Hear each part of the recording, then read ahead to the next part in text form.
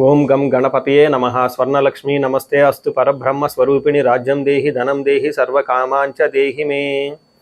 12 రాసుల వారికి లక్ష్మి స్వర్ణలక్ష్మి అమ్మవారి యొక్క కృపా కటాక్షం వలన ప్రతి ఒక్కళ్ళకి ఆత్మజ్ఞానం కలిగి ఉండాలి. తద్వారా ప్రతి నిమిషం ప్రతి సందర్భంలోనూ సంతోషంగా ఉత్సాహంగా ఉండే విధంగా అమ్మవారికి అందరినీ ఆశీర్వదించాలని, అంతేకాకుండా రాజ్యం దేహి మన అందరికీ మంచి పదవి, ఉన్నతమైన స్థితి, ఒక అధికారం, దర్పం అన్ని కలిగించాలని, దానితో పాటు స్వర్ణలక్ష్మి అమ్మవారు ప్రతి ఒక్కరికి ధన ప్రవాహాన్ని కలిగించాలని, ఫైనల్గా సర్వకామాంచ దేహిమే మనం అనుకున్న ప్రతి కోరిక కూడాను ఇమ్మీడియట్గా తక్షణమే అమ్మవారు మనకి నెరవేర్చాలని చెప్పేసి అమ్మవారు ప్రార్థన చేస్తూ, గణపతిని కూడా మనం చేసే ప్రతి దానిలోని మనకి బుద్ధి సిద్ధి, చక్కటి విజయాన్ని, ఒక మంచి వివేకాన్ని కలిగించాలని, సత్ డెసిషన్స్ మంచి నిర్ణయాలు తీసుకునే విధంగా మనకి గణపతి మనకి కృప ఉండాలని చెప్పేసి ప్రార్థన చేస్తూ, మనం ఈరోజు టాపిక్ చూసుకుంటే సూర్యుడు వృషభ రాశి నుంచి మిథున రాశిలోకి మారుతూ ఉన్నారు. దీనిని మనకి మిథున సంక్రమణ అంటారు. అంటే ఇది 12 రోజులు ఉంటుంది ఈ సంక్రమణ. మనకి మకర సంక్రమణ, మకర రాశి ఎలానో ప్రతి నెల ఒక్కొక్క సంక్రమణ వస్తుంది. ఇప్పుడు రాబోయే సంక్రమణ మిథున సంక్రమణ అంటారు. ఇది 30 రోజులు ఉంటుంది. 15వ తారీఖు జూన్ నుంచి జూలై 15 వరకు ఉంటుంది. ఈ 15 రోజులు సూర్యుడు మిథున రాశిలో ఉండటం వలన ఏం జరుగుతుంది 12 రాశుల వారికి అని తెలుసుకున్నాం.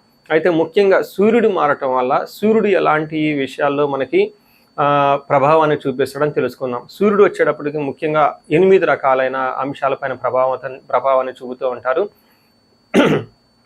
ఒకటి అందరూ బాగా గుర్తుపెట్టుకోవాల్సింది ఏంటంటే సూర్యుడు ఆత్మకారక అంటారు. అంటే మనకి సెల్ఫ్ కాన్ఫిడెన్స్, మనకు కావాలన్న స్ట్రెంగ్త్, సోల్, ఆత్మబలం ఉండాలి, కానీ సూర్యుడు చక్కగా ఉండాలి. కాబట్టి సూర్యుడు ఆత్మకారకుడు. అలానే రాజ్యకారకుడు, ఒక పదవి రావాలన్నా, గవర్నమెంట్ అథారిటీ, అడ్మినిస్ట్రేషన్ పవర్, వీటన్నీ రావాలన్నా కానీ సూర్యుడు మనకి స్ట్రాంగ్గా ఉండాలి. అలానే పితృకారకుడు, father related elders, mentors, boss, వీళ్ళందరినీ కూడా మనకి సూర్యుడే రిప్రజెంటేషన్ చేస్తూ ఉంటారు. యశస్సు, కీర్తి ప్రతిష్టలు, గుర్తింపు, కొంతమందికి గుర్తింపు ఉంటుంది ఏ పని చేసినా, కొంతమందికి ఏ పని చేసినా గుర్తింపు అనేది ఉండదు. ఈ గుర్తింపు లేకపోవడం కూడా కారణం కూడా సూర్యుడు వాళ్ళ జాతకంలో సరిగ్గా లేకపోవడం అని గమనించుకోవాలి. పదవి, అధికారం అంటే మీకు ఒక స్టేటస్, అంటే ఒక లేబుల్, మేనేజర్ నుంచి హైయర్ మేనేజర్, వైస్ ప్రెసిడెంట్, ఇలా ఒక్కొక్క లెవెల్ బై లెవెల్ ఎదుగుతూ ఉంటారు. అలాంటి పదవి, పొజిషన్ మీకు రావడానికి కూడా కారణం సూర్యుడు అని తెలుసుకోవాలి. అంతేకాకుండా అధికారం, పవర్, లీడర్షిప్, కమాండింగ్ పవర్, మీరు ఒక పని చెప్తే ఎదుటి వాళ్ళు చేయగల సామర్థ్యం అంతా కూడాను సూర్యుడు మెట్టే మీ జాతకంలో డిసైడ్ అవుతూ ఉంటుంది. తేజస్సు, ఆరోగ్యం, మంచి గ్లోరీ ఉంటుంది, మీకు ఎనర్జీ ఉండాలి, బ్రిలియన్స్, చాలా చక్కగా మీ ఫేస్ అంతా ఎప్పుడు కలగా ఉత్సాహంగా ఉండాలి, దానికి కూడా కారకుడు సూర్యుడు. ముఖ్యంగా లాస్ట్లో ఆరోగ్య ప్రదాత, సూర్యుడిని ఆరోగ్యం ఇచ్చే వాళ్ళు అంటారు. ఎవరి జాతకంలో అయితే సూర్యుడు సరిగా ఉండరో వాళ్ళకి అనారోగ్యంతో బాధపడుతూ ఉంటారు. ఎవరికైతే సూర్యుడు చాలా జాగ్రత్తగా ఉచ్చ స్థానంలో ఉంటారో చక్కగా వాళ్ళకి హెల్తీగా ఉంటారు, ఫిజికల్గా చాలా స్ట్రాంగ్గా ఉంటారు, ఒక పవర్ వాళ్ళలా ఉంటుంది అని తెలుసుకోవాలి. ఇలా 8 రకాలైన ముఖ్యమైన కారకాలు ప్రతి ఒక్కళ్ళ జీవితంలో సూర్యుడు అనేది ప్రభావాన్ని చూపిస్తూ ఉంటారు. అయితే ఈ సూర్యుడు మిథున రాశిలో ఉండటం వల్ల ఇప్పటి వరకు మనం చెప్పుకున్న విషయాల్లో కొందరికి అనుకూలంగా ఉంటుంది, కొందరికి ప్రతికూలంగా ఉంటుంది. ఏ రాశుల వాళ్ళకి అనుకూలంగా ఉంటుంది, ఏ రాశుల వాళ్ళకి ప్రతికూలంగా ఉంటుందో మనం చూద్దాం. సూర్యుడు వృషభ రాశి వాళ్ళకి 2వ స్థానంలో, అంటే ఫస్ట్ ఉన్న జన్మ రాశి నుంచి 2వ స్థానానికి మూవ్ అవుతూ ఉండటంతో 2వ స్థానాన్ని ఏమంటారంటే మనకి ధనస్థానం, కుటుంబ స్థానం, వాక్ స్థానం అంటారు. అంటే చక్కగా మాట్లాడే వాటి మీద ప్రభావం, సూర్యుడి ప్రభావం ఉంటుంది. అంటే డీలింగ్స్ చేసే వాళ్ళతో, పై అఫీషియల్తో మాట్లాడేటప్పుడు కొంచెం జాగ్రత్తగా ఉండాలి. దానితో పాటుగా అక్యుములేటెడ్ మనీ, అంటే ధనాన్ని కూడబెట్టడం కూడా 2వ హౌస్ని చూపిస్తూ ఉంటుంది. మీరు ఏదైనా సేవింగ్ చేద్దాం, దాచిపెట్టుకుందాం అని ఏదైనా అనుకుంటే అవి మీకు తగిన విధంగా ధనం అనేది అందుబాటులో రాకుండా ఇబ్బంది పడే అవకాశం ఉంటుంది. నెక్స్ట్ కుటుంబానికి సంబంధించిన వ్యవహారాల్లో కొంచెం మనస్పర్ధలు, మిస్అండర్స్టాండింగ్లు వచ్చే అవకాశం ఎక్కువ ఉంటుంది. సో మనకి సంస్కృతంలో మహర్షులు ఏం చెప్తారో చూద్దాం. దానిని బట్టి మనం రియల్ లైఫ్లో ఎలా ఇంప్లికేషన్స్ ఉంటుందో కూడా చూద్దాం. మనకి సంస్కృతంలో మహర్షులు ఏం చెప్తారంటే హీనత్వం దుష్ట సంసర్గో మనస్తాప శిరోవెద నిష్ఫలం కృషి వాణిజ్యం వెత్తరాశి గతౌ రవి అని చెప్తారు. అంటే 2వ స్థానంలో సూర్యుడు ఉంటే హీనత్వం, దాని మీనింగ్ నీచ బుద్ధి కలుగుతుంది. మంచి డిగ్నిటీగా హుందాగా ఉండవలసిన మీరు ఏదో వక్ర పనులు, ఒక డిగ్నిఫైడ్ పనులు చేయకుండా, మీ స్థాయికి తగిన విధంగా కాకుండా తక్కువ ఉన్న వాళ్ళతో సమాసం పట్టే అవకాశం ఉంటుంది. Out of the box innovative అన్నట్లు అనుకుంటేసి నీచ బుద్ధి క్రూయల్ మైండ్తో ఎక్కువగా ఉండే అవకాశం ఎక్కువగా ఉంటుంది. వేరే వాళ్ళు హింసించాలి, కొట్టాలి, తిట్టాలన్న ఒక క్రూరమైన బుద్ధి వచ్చే అవకాశం ఎక్కువగా ఉంటుంది. దుష్ట సంసర్గం ఇది చాలా ఇంపార్టెంట్. ఈ టైంలో మీ చుట్టూ చెడు దుష్టులు అంటే చెడు బుద్ధి ఉన్న వాళ్ళు మీ చుట్టూ చేరే అవకాశం ఎక్కువగా ఉంటుంది. మిమ్మల్ని ప్లానుడ్గా మిమ్మల్ని డైవర్ట్ చేయాలి, మీ ఎదుగుదలని చూసి ఇబ్బంది పడుతున్న వాళ్ళు, ఈర్ష్య పడుతున్న వాళ్ళు మంచిగా నటించి మిమ్మల్ని మీ టయాన్ని పాడు చేసే విధంగా ప్లాన్ చేస్తూ ఉంటారు. మీ యొక్క కీర్తి ప్రదేశాలను దెబ్బ కొట్టాలని కూడా చూస్తూ ఉంటారు. దీని అంతటి వల్ల మీరు మనస్తాపానికి గురవుతూ ఉంటారు. అనవసరంగా మనసులో ఏదో ఒక గిలిగా మీరు ఫీల్ అవుతూ ఉంటారు. అంతేకాకుండా శిరోవ్యధ విపరీతంగా తలనొప్పి వచ్చే అవకాశం కూడా ఉంటుంది. నిష్ఫలం కృషి వాణిజ్యం బిజినెస్ ఏదైనా కనుక చేస్తే ఒక మంచి ఉత్సాహంగా అందులో సరైన రిజల్ట్ రాదు. టర్న్ ఓవర్ ఎక్కువగా కాదు. మీరు అనుకున్న దానికంటే కూడా ఫైనాన్షియల్ టార్గెట్స్, బిజినెస్ టార్గెట్స్ చాలా తక్కువ అయ్యే అవకాశం ఉంటుంది.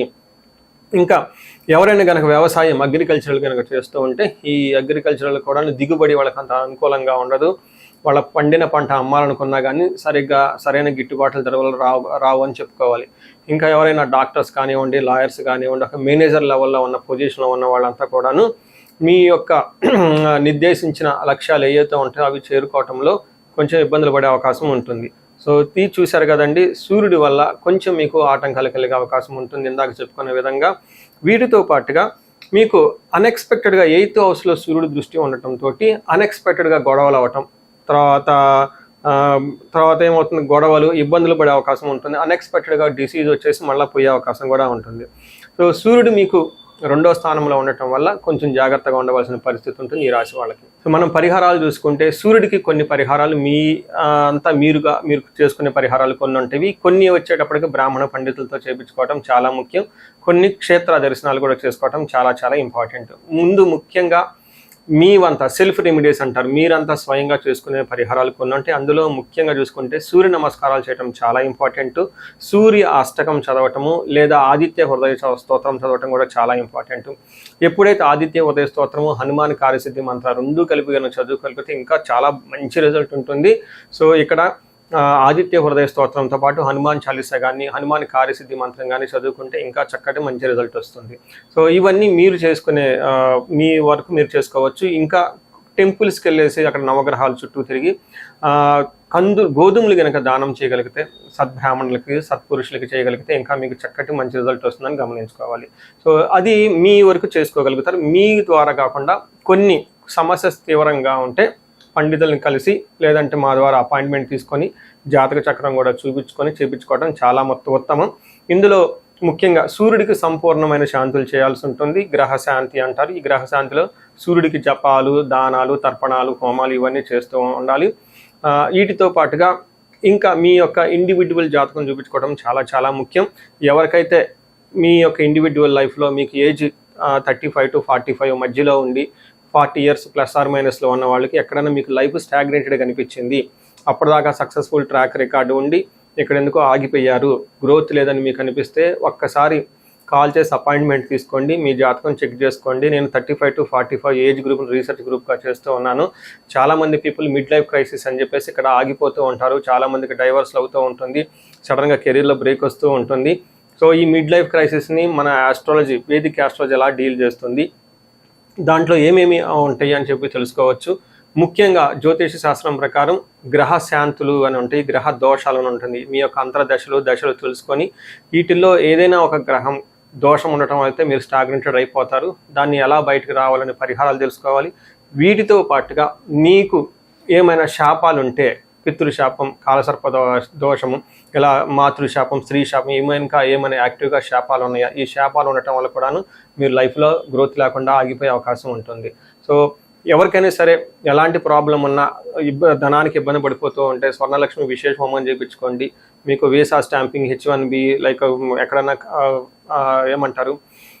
ఉద్యోగంలో ఎక్కడన్నా బ్రేకులు వచ్చి ఆగిపోతూ ఉన్నా, లేదంటే ఫైనల్ రౌండ్ దాకా వచ్చి మధ్యలో ఎక్కడన్నా ఆగిపోయినా కానీ మీకు ఇలాంటి వాళ్ళకు కూడాను మన్యు పాశుపత అభిషేకము, రుద్రాభిషేకం చేయించుకోవడం చాలా ఇంపార్టెంట్. భార్యాభర్తల మధ్య గొడవలకు అన్యోన్య దాంపత్య పాశుపతం చేయించుకోవటం. ఎవరికైనా సర్పాలు, కాలసర్పదోషాలు, మహాకాలసర్పదోషాలు అంటే కాలసర్పదోష నివారణ పూజలు, పితృదోష నివారణ పూజలు, మీ యొక్క జాతకం చూసుకొని ఇవన్నీ చేసుకోవటం వల్ల జీవితంలో 10 రెట్లు ఖచ్చితంగా వెళ్ళే అవకాశం ఎక్కువగా ఉంటుందని గమనించుకోవాలి. మీ అందరికీ అష్టైశ్వర్యాలు కలగాలని, భోగభాగ్యాలు కలగాలని చెప్పేసి కోరుకుంటున్నాను. నమస్తే.